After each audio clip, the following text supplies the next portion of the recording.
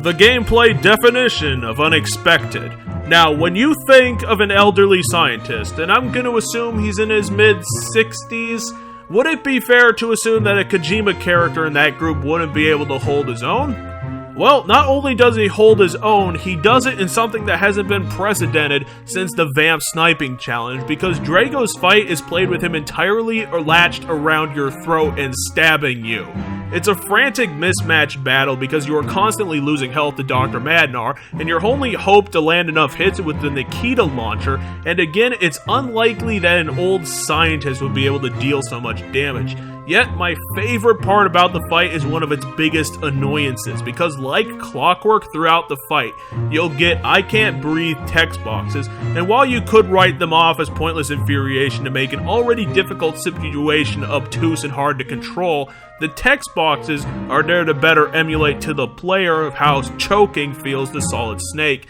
The boxes are adding immersion to the situation because Solid Snake is trying to accurately fire and control a weapon while losing all of his oxygen to an old terrorist. The fight eventually ends because at this late stage of the game you have enough rations to survive a tank, and Dr. Madnar tells the rest of the story about how he turned evil because everyone in the American scientific community rejected his ideas, boo-hoo, trying to resurrect the Metal Gear project, so he turned to the one man who let him fulfill his dream. Big Boss wanted the Metal Gear rebuilt so that he could take over the world through its might, and Dr. Madnar let his pride blind him and allowed Zanzibar Land the keys to the Metal Gear D. So it's another great canon carryover that proves the bigger anti-war theme that the Metal Gear series usually carries.